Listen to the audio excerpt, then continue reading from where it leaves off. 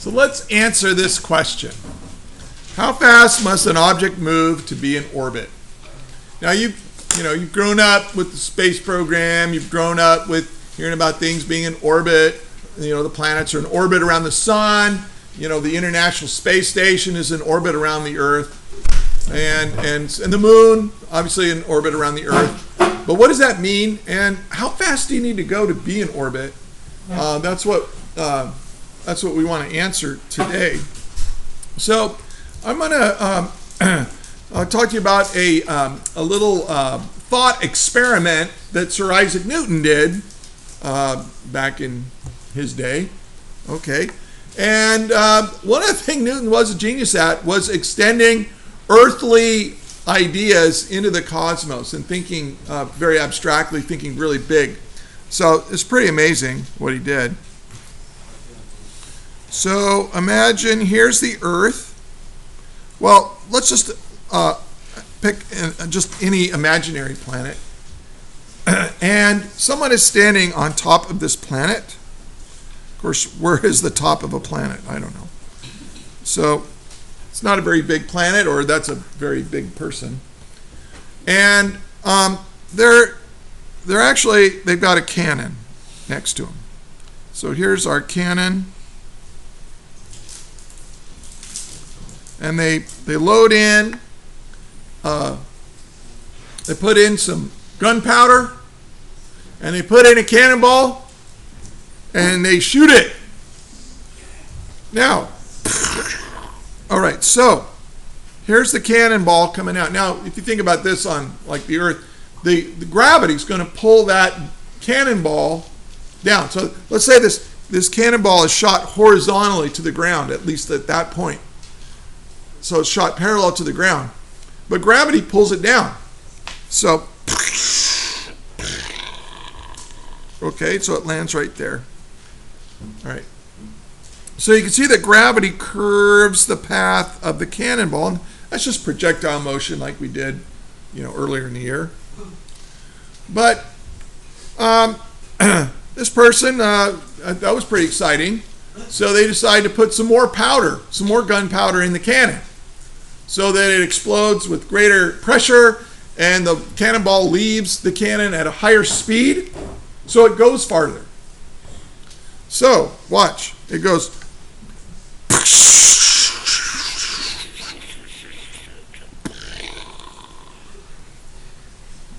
Okay.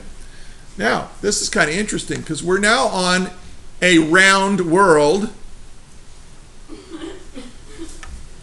And now the cannonball has landed out of our sight, because if we look like this, we can't see where it landed because it's gone over the curvature of our planet. So even though this cannonball crashed, we can't see where it crashed. And this happened in World War II. We had battleships that were at war, and they could fire shells. And they were just gigantic bullets with explosives inside them, right? And they would come rushing out of this gun at super high speed. In fact, and these shells would go so far that people on the ship could not see where the shells landed because it went over the curvature of the Earth. So these battleships were firing at each other and they couldn't even see each other. And so in artillery, that's pretty common in artillery now. You can shoot over the curvature of the Earth. Well, okay, so that was fun. So let's really overdo it. Okay, let's put some more powder in there. Put even more gunpowder in there. Fire the cannon.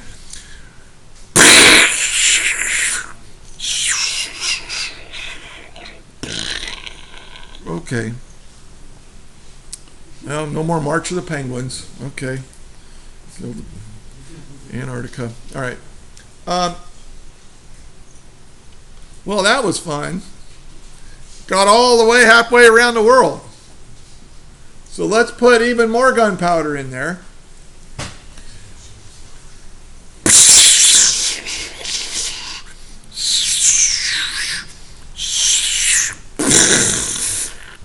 Just shot himself in the head.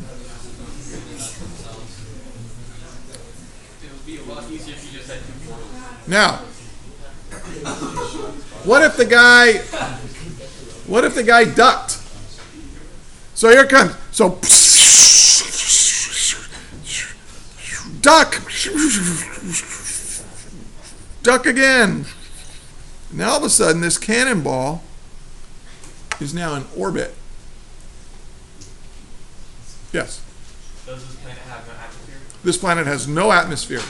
If you try doing this in an atmosphere, like if you did this at the Earth's surface fast enough for it to go into orbit around the Earth, when the cannonball tries to get out of the cannon, the air pressure would get the air in front of the cannon would get so hot, it would vaporize the cannonball, it would vaporize the cannon, it would vaporize everybody within, probably 100 feet. I mean, it would be a colossal explosion, like a big meteor hitting the Earth. Okay, not good. All right, but if you were on the moon and you got on a big mountaintop on the moon, because there's no atmosphere in the moon, you could actually shoot a cannonball off it. If you do it just the right speed, it'll come right back to you. You better duck. But then wouldn't the cannon be technically going in the opposite direction? Well, we're going to get to that later when we talk about momentum, but we're not ready for that yet. But anyway, this goes in orbit. Now, here's the question. How fast do we need to go to do that? Because, see, gravity bends. See, here's the cannonball. Now, gravity is pulling this cannonball towards the center of the Earth with the force of gravity. Everywhere this cannonball is at, it's got the force of gravity on it. Okay? And so this force of gravity, well, what is the force of gravity? What does Newton's law of gravity say? You have the gravitational constant, and here's the mass of the Earth, or the mass of whatever planet we're on. And then let's say this cannonball has a little mass, call it little m, and then it's over r squared. R is the radius of from the center of the Earth to where our cannonball is located. That was Newton's law of gravity, right? But let me ask you this. What kind of motion is this? It's circular motion. All right? So what does that mean? Well, the force of gravity is a force that's making you go in a circle.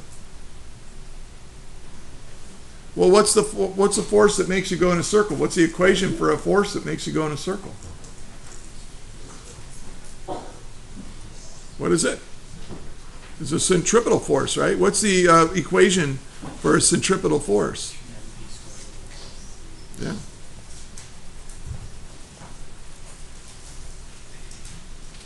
Does that make sense? In other words, if you're in a circular orbit, your the force of gravity is making you go in a circle. Well, remember, like when we were talking about a car driving in a circle, it was the force of friction that was making you go in a circle. Or if you have something in a sling, it's the tension force on the rock making you go in a circle. But now it's the force of gravity that's making you go in a circle. Okay.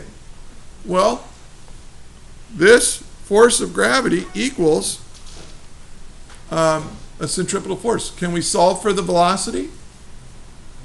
Oh, yeah. Let's take the force of gravity is a centripetal force, and let's solve for the velocity. Well, what goes away?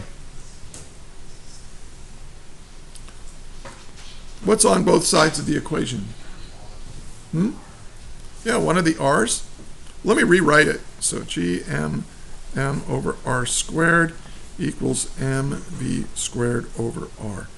Now, here's what I want you to do. I want you to solve this for r. Don't solve it for r. I want you to solve this for velocity. Okay? Solve it for velocity right now.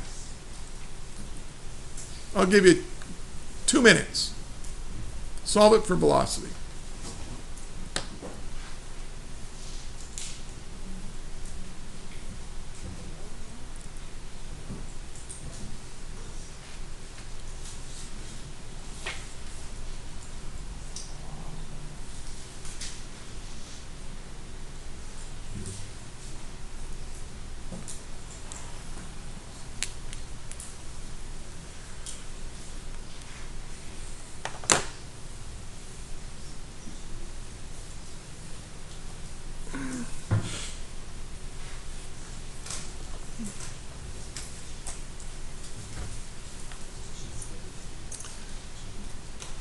Okay, well,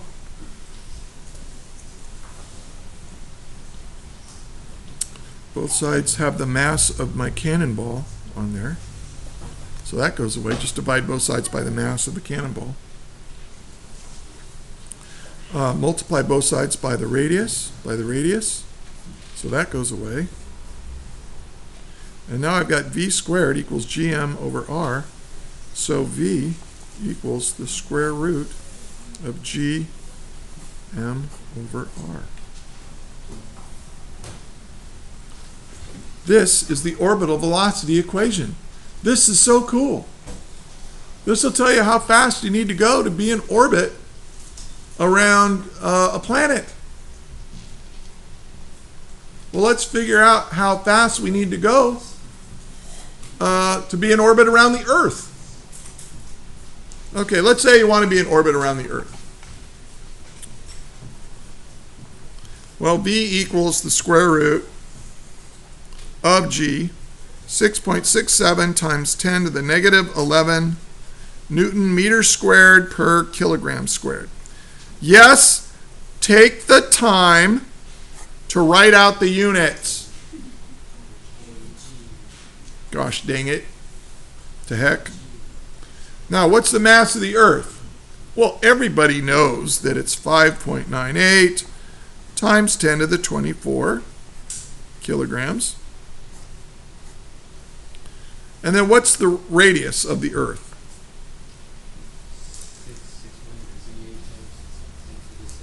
Yep. So these are all things that hopefully you have on your equation list now.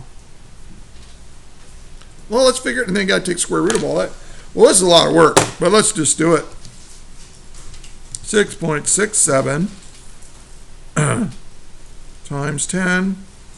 Where's my EE button? Oh, there it is.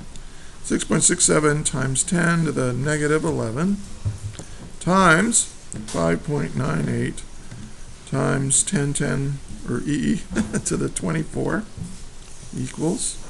Then we have to divide that by 6.37 times 10 to the 6 equals, and then I got to take the square root. Now I just raise it to the power of 0.5.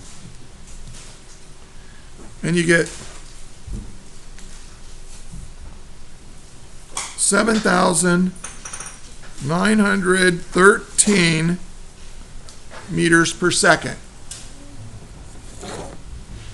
Now, let's figure out how fast that is in miles per hour.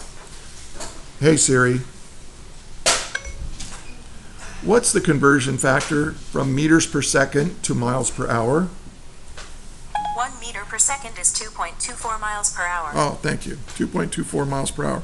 So I'm going to take this and say 2.24 miles per hour is the same as 1 meter per second.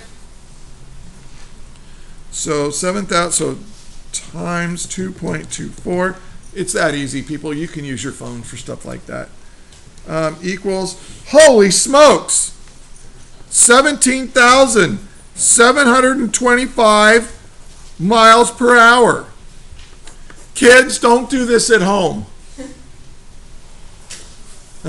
If you try to go that fast in the atmosphere, you are dead. You're not just dead. Your atoms will be scattered randomly throughout the vicinity in a colossal explosion. Okay? Don't worry, you won't feel a thing. because you will vaporize so quickly that the signals of pain can't get through your nerve endings to your brain in time. You're done for. All right. You're done for the day. Yes. If you're going to do this, do it before you start your homework, because you're never going to get credit for it anyway. All right. So what do we have to do to put things in orbit? Well, okay. Here's the Earth. Okay, let's just draw the Earth kind of like this. And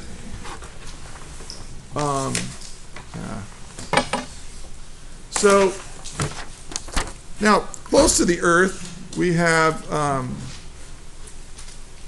well, what do we have? We have an atmosphere, right? Okay.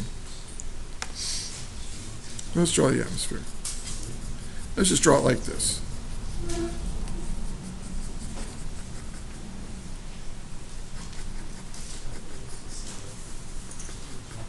There's the atmosphere. There's the Earth. Here's the atmosphere. Of course, kind of looks like the top of Daniel's head, but, you know, there we go. Straight up. Okay, now.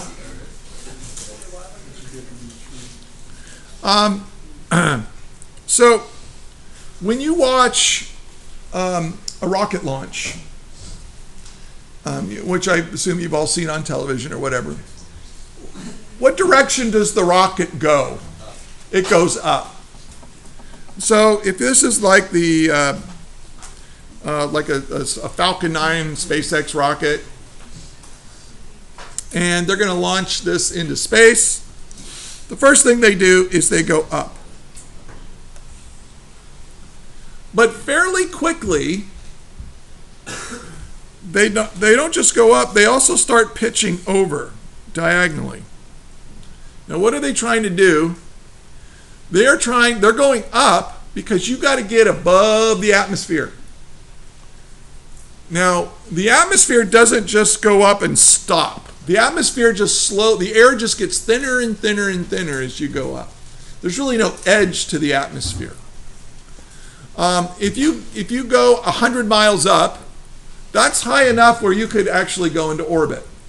But there's just enough atmosphere up there where you won't burn up, but it will slow you down, and you'll last maybe a few days or a few weeks in orbit, and then it will come crashing down because the atmospheric drag will drag you down. But if you go about 200 miles up, you're pretty good. That altitude, the air is so thin up there, it's essentially a vacuum, and now you can fly. I think the International Space Station is about 250 or 300 miles up, something like that. The Hubble Space Telescope's about 350 miles up. So the higher you go, the longer your orbit will last because there's less and less and less atmospheric drag. But low Earth orbit, like 200 miles, 300 miles, 400 miles, they call that low Earth orbit. You got to boost that orbit every once in a while because there's just enough atmosphere where you're not going to burn up, but you are going to slow down enough where gravity can pull you down. Okay? So they go up, out of the atmosphere. Then once they're above the atmosphere, they have to fire their engines for about 6 or 7 more minutes. It takes about 3 minutes to get above the atmosphere. But then they pitch over and they fly, and they continue firing their rocket. And if the rocket cuts out too early, let's say it cut out right about here, they're going to go up and back down in the atmosphere. But if you go fast enough and fast enough and fast enough and fast enough, the last 6 or 7 minutes that they fire their engines, they're just increasing their speed enough to reach something a little bit slower than this. It's a little bit slower than this. When you get above the atmosphere, what do you have to do to this calculation right here? Well, what if this right here was, let's do it in kilometers. Let's say that this was 400 kilometers. which is about, I don't know, 250 miles, 270 miles, something like that. 400 kilometer height, altitude. Well, what would I have to do to the orbital velocity equation? You'd have to increase the radius. Yeah, see, this is the radius of the Earth, right? But now I've just added a little bit to it. A little bit. So let's try that. This is kind of not fair because it's going to mess up your notes. But what if I added 400? Well, what did I have to do? I cannot add kilometers to meters. So what do I have to do to kilometers? I have to change it to meters. What is this? 400,000 meters, right? Multiply it by 1,000. Does that make sense? Don't forget to do that. The orbital radius, r, is equal to the radius of the planet, which I call big R, plus our height above the planet, surface. So if I give you an altitude, you got to remember to add these together, or you're going to get an answer that's too big. Now here's a little trick I like to do. This 400,000, this is equal to 0.4 times 10 to the 6 meters. Now why is that a nice trick? Because what am I trying to add it to? I'm trying to add it to this, which is times 10 to the 6. So if I make them both times 10 to the 6, then I can just add this plus this. And what is 6.37 plus 0.4? Well, that would be 6.77 times 10 to the 6. So now I'm going to plug that in. Oh, gosh.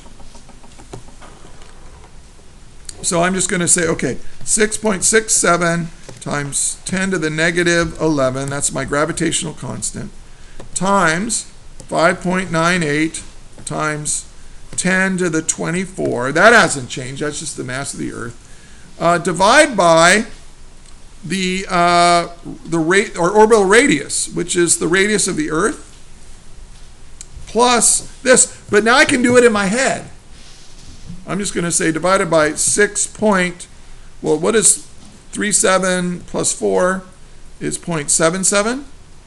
6.77 times 10 to the 6 equals,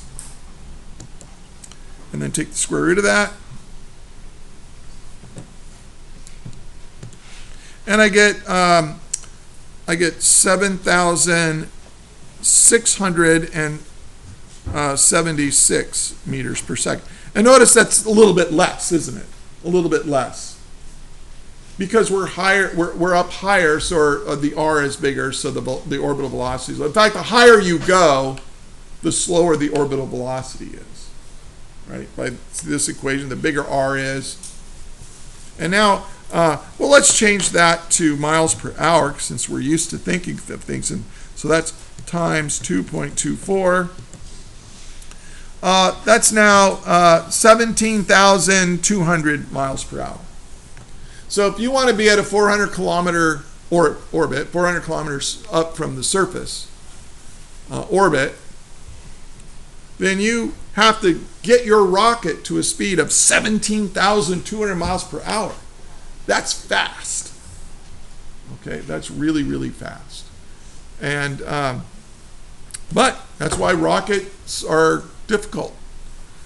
You have to build a gigantic rocket with lots of fuel to go that fast. But of course, the more fuel you take, the more fuel you need to carry the fuel up to the higher altitude. So it becomes quite a challenge.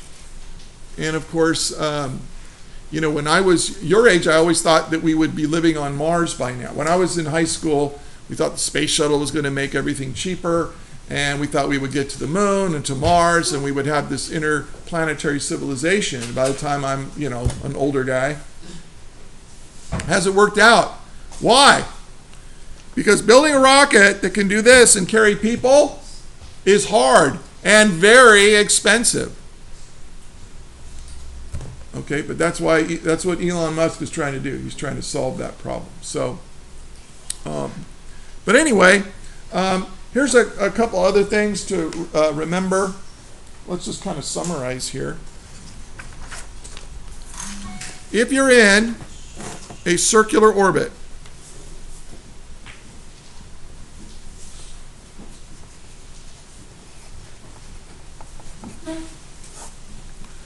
well, then the force of gravity, which is equal to gmm over r squared, is equal to a centripetal force, which is mv squared over r. If you take this and solve for v, you get v equals the square root of gm over r. That's our orbital velocity equation. Remember that r is equal to the radius of the planet plus our height above the planet. So if I give you an altitude or a height above the surface, you have to add the radius of the planet to get the r that's in these equations. Also, something that I haven't talked about yet, remember that you can also get the velocity by taking 2 pi r over the period. Now, some people like to take these two equations and set them equal to each other and do all that, but I don't really use that. I mainly use this with these and this, and of course you have this. So these are all equations that you should add to your equation list, okay? And know what the variables mean, know what the quantities mean, and know how to use them, because we're going to be asking. So if they ask you what is the orbital period, for example, here's what I would do. Solve for velocity, then plug that velocity in here and solve for the period.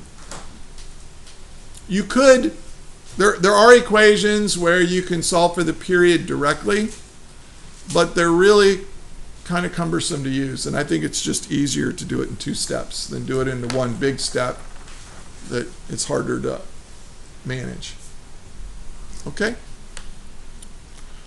So that's how I think we just answered this question. How fast must an object move to be in orbit? You got to go that fast. Okay, and you got to know what all these things are. So, and you got to know how to use your calculator properly. So practice using your calculator. I'd hate for you to lose points because you punched it in wrong, or you don't know how to use that scientific notation and that sort of thing. And, show your units. If I give something to you in kilometers, you have to change it to meters. If I give you something in miles, you have to change it to meters in order to use it with, these equations. So units are very, very important to think about. Any questions? That is all.